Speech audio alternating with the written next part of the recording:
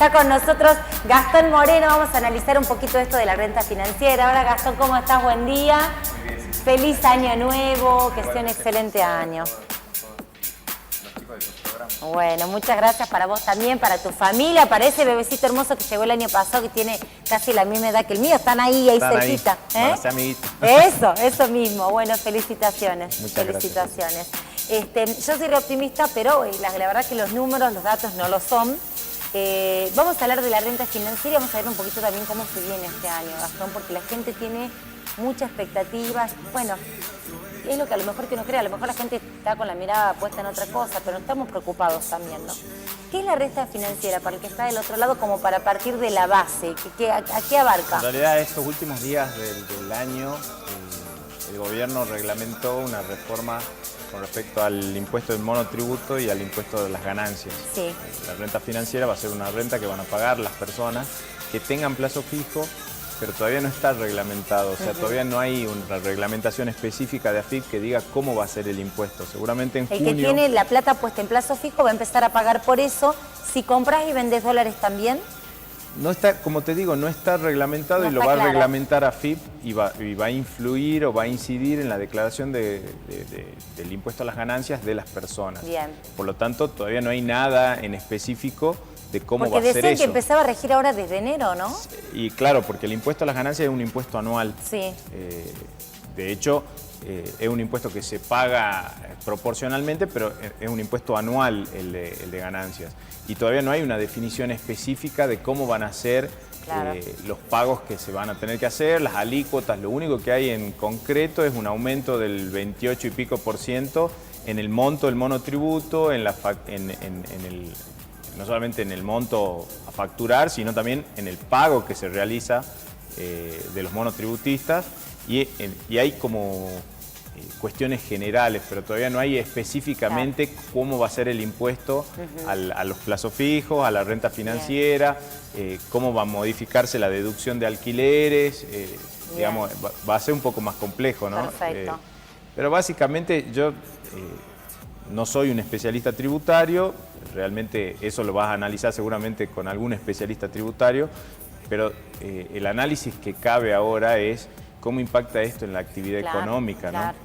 ¿Y qué va a pasar con la gente? Digo, el que se evocó al peso para poner su plata en plazo fijo, si por eso tenés que pagar, hay que ver qué vas a hacer con esa plata. Lo mismo con bienes personales, porque si vos tenés propiedades en alquiler y aumenta en forma importante el impuesto de bienes personales, probablemente no las pongas en alquiler, digamos. Es un poco más complejo que... Digamos, el esquema impositivo desde el punto de vista económico marca incentivos a la actividad económica o no. Claro, en este caso te juega en contra. Exactamente, y eso es lo complejo, digamos, y eso es lo que a mí me interesa el análisis, no la alícuota en específico, sino que esta reforma tributaria... Claro, ¿qué buscás con esto? Que se hace a fin de año, modifica expectativas y complica...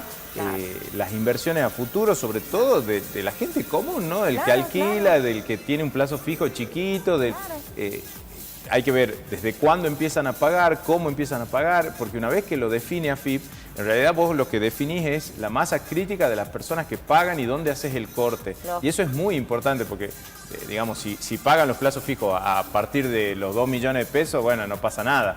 Y lo mismo con bienes personales, si se paguen bienes personales a partir de 4 millones de pesos, pero yo creo que vivimos en un país, en esto de las reformas tributarias, lo que me preocupa es que vivimos en un país de la mentira, digamos, porque hoy 2 millones de pesos no es tanta plata, digamos. Exactamente. Y digamos, bienes personales se está modificando de esa forma también, con lo cual... Ahora, ¿esto qué es? Porque el gobierno quiere recaudar más en detrimento a lo que la gente haría con este tipo de cuestiones. Pero es el peor momento, Ceci. Estamos en un momento donde... que nadie lo entiende, honestamente nadie entiende. Estamos en un momento en donde la economía no levanta, donde no mejoran las inversiones, donde las variables macroeconómicas no tienen una holgura como para decir, bueno, a ver, frenemos la economía, pongamos algún tipo de impuesto. Entonces Claro. no se entiende esta reforma o estas modificaciones tributarias, sobre todo si siguen afectando a la clase media, ¿no? Que me parece que estos últimos 3 años la clase media ha sufrido un incremento impositivo de servicios públicos, de tarifa, de un montón de cuestiones que la verdad que el ingreso disponible de la clase media lo debe vivir el 90% de los que trabajan acá. Que somos los más golpeados, ¿viste? El trabajador es la clase más golpeada. Ahora, con todo esto que vos nos estás contando, Gastón, y que la gente lo ve y lo siente también, ¿qué puede pasar este año? Ya todo el mundo empezó a especular qué va a pasar con el dólar, qué pasa en un año de elecciones, ya se sabe que la obra pública obviamente se va a recortar y mucho. La gente perdió su poder adquisitivo, esto viene en detrimento, realmente es muy complicado. Son muy pocos los sectores que han podido arreglar o cerca de la inflación o a la misma altura, la mayoría siempre por debajo, por esto hablo de poder adquisitivo, como ha ido bajando. Hay quienes hablan también, esto se habló mucho el fin de semana, de cuándo va a empezar a crecer nuestro país, o cuándo va a empezar a mejorar la cosa, si a partir del segundo semestre. ¿Qué mirada tenés vos de todo esto? Yo creo que el gobierno lo que nos debe es un plan productivo.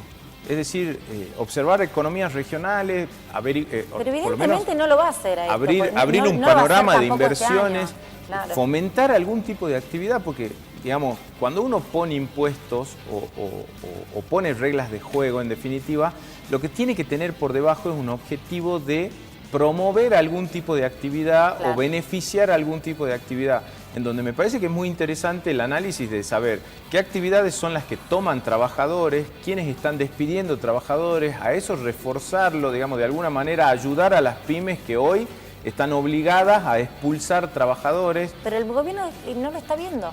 Claramente no, pero sin esa visión no va a haber una mejora de la actividad económica, porque si vos no haces un análisis de la matriz productiva del país, y claramente acá es muy distinta la realidad de Salta, de Buenos Aires, de Capital Federal, de Rosario, de Santa Fe y del sur.